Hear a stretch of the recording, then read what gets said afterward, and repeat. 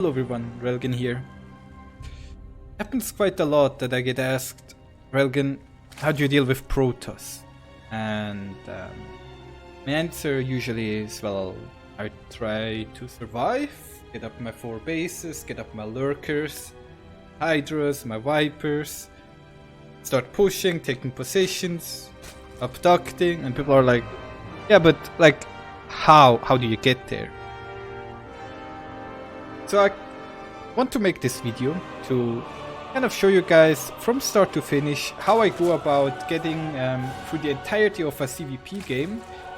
Of course, there are many different things that can happen. You can get, I could have already been proxy gated, you could be cannon rushing me, in the mid game there can be adept attacks, DT attacks, mass phoenix, mass void race, mass charge load, immortal, stalker sentry pushes, war prism, arrest, disruptor drops, colossi drops. Starcraft is a very complex game. I cannot, in a like small amount of time, show you guys every single option there is. But I can teach you guys, or at least show you guys, a general game plan that I like to follow. And that is my goal with this video. I'm also debating whether I should create a similar video on CVT, Zerg vs Terran with lurkers, like how I get to lurkers in that matchup, which I kind of learned by watching a little bit of Rainer's gameplay. I always was a huge lurker fan in all matchups, and I'm really glad that Rainer also started picking up the lurkers against Terran. But let's focus a little bit more on this game.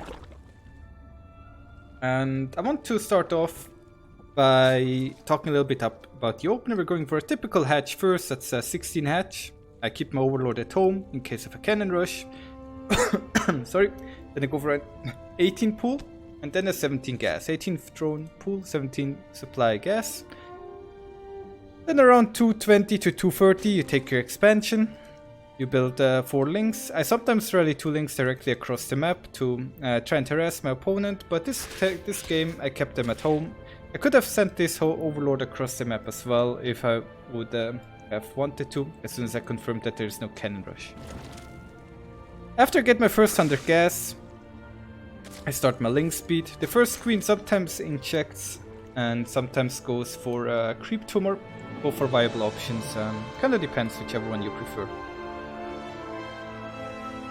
Then I'm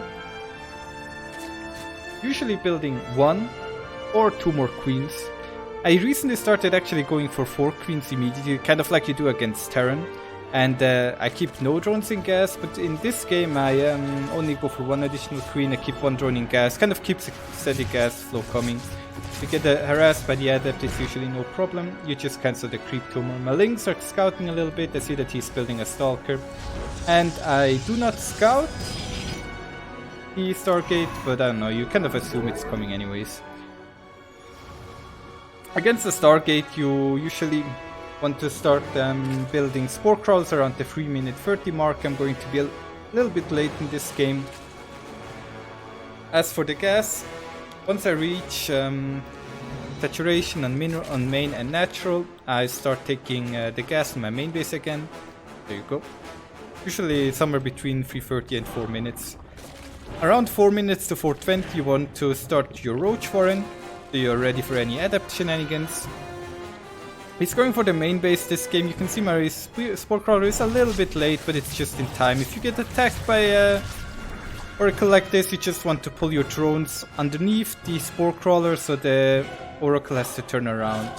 Then in the end my goal is to have 5 queens, 2 queens to patrol around and spread creep. 3 queens in total that take care of the hatcheries and the injects. I see that he's patrolling here, not sure how I saw that. But I pulled the drones back to my main base for that reason. Now my goal in this game is I want to get up my lair somewhere around the 5-minute mark. Then I want to start my +1 missile upgrade, and I want to saturate my 3 bases and not die to his harass. Usually I try to check if the PROTOSS opponent is taking gas at his natural. If he's not taking gas at his natural, it's an all-in. So like at the 4-minute mark I go check. And there's, I mean, if it's an all-in, you just pump links and roaches, like the usual stuff. And I also try to see if he's taking a third base. Usually around the 4-minute 30 mark, the Protoss should be taking their third base. If not, I assume the worst and I start pumping units. At home, I'm just generally droning up. Going to speed up a little bit right here, because there's not that much interesting happening that we can talk about. When I started my lair, I took 2 additional gases. Then once the lair is done, I take all the gases and I take a 4th base. Usually you want to take your 4th base around the 6-minute mark, 5:30 to 6 minutes. And as you can see, as soon as the roach warren finished, I started building roaches. They will arrive just in time to deal with any Archons or Adepts or any other harass like that. And when my lair is done, roach speed immediately. I have to be safe against his pressure right now, so I'm just kind of pumping a bunch of roaches. You don't have to build that many roaches if you don't feel comfortable, and also start the Hydra then pretty much immediately. Keep in mind, our goal is to transition to Hive with Hydra, Lurker, and whatever else we can muster. We finally takes care of the Overlord here. I see a good amount of Archon, Sentry, Immortal. A pretty standard thing. I felt like I could maybe put on a little bit of pressure, but I'm definitely very wrong about that. Once my Hydra then was done, I started Hydra range, an infestation pit, so I can transition to Hive and Lurker. So putting on a little bit of pressure right here. I don't want to kill him, but I just felt like, maybe I can get something done. But he took quite a decent trade. I'm just spamming Hydras right now. As you can see, I focused a lot on my creep spread as well. Trying to get that sneaky Archon kill right there. My goal is to get 4 base saturation, get a 5th up, and get Lurkers and Hydras right. Lurkers and Vipers out eventually, right? So because he's pressuring me a lot in this game, I'm delaying my my Hive and Lurkers a little bit. I don't like to go for Lurkers if I do not have a Hive, because Lurkers without the range upgrade are not that strong. They're quite weak. Like the range upgrade is really what gives the Lurkers a bit of power. In fights like these, always try to stay on creep so you can kite. As soon as you leave creep, you start running into issues. Once I feel safe from any attacks, I see that he pulled back. I immediately start my Hive and my Lurker then. Like if I have 4 base saturation, and I do not feel pressured, I start Hive and Lurker then. I always start them at the same time. They will finish around the same time, as you can tell, so it's like a nice timing. Hunting down some harass here and there, keep on spreading creep, spread the creep. Of course I want to take a 5th base, you can see I'm doing it right now. Against harass, usually you should have overlords in these positions. I do not do that this game. As we all know, nobody is perfect, we all make mistakes every game. But you do want some kind of spine crawler wall like I'm building here to deal with the Zealot harass, because you do not have the amount of units to deal with Zealot harass here, there, everywhere. Keep in mind I'm going for Hydra upgrades, so my links aren't that strong either. So before I look at the attack, let's quickly look at the harass right here. So let's go in, they start attacking the spine crawlers, and you can see 3 spine crawlers are just barely not enough to deal with 6 zealots, so you really need like zealot harass is always cost efficient unless you have lurkers at home. Let's look at the attack though, right? This is where the real juiciness is happening. So zealots are coming, I'm moving out. I see the zealots are coming, right? I don't really care. Because I'm just rallying my units that I'm building right now over here, and I'm going for the attack. I was able to get into quite a good position. Let's rewatch it again. Sorry, I have to go a little bit back and forward here. I'm able to get into quite a nice position right here. Because he did not properly check, and of course this is a very deadly move. Like, the goal is, first of all, PROTOSS is not allowed to take a 5th base. If he takes a 5th base, I immediately have to take care of it.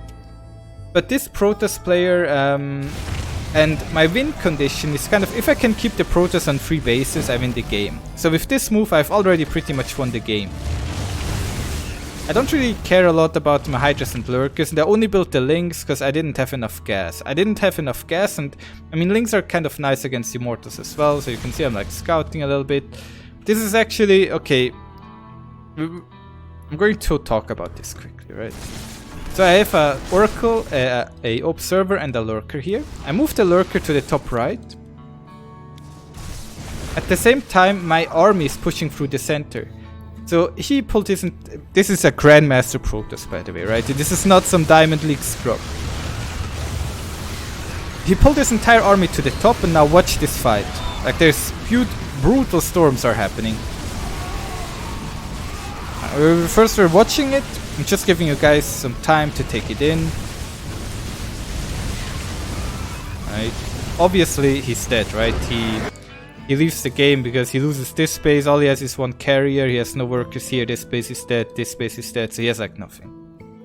So how do we win? How does the Zerg race win this game?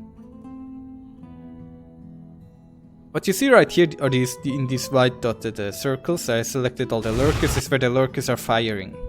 If you check, all the Protoss armies going through this very small passage. If you play on this map as a Zerg, and the Protoss pushes up this ramp, you will force field, force field, force field.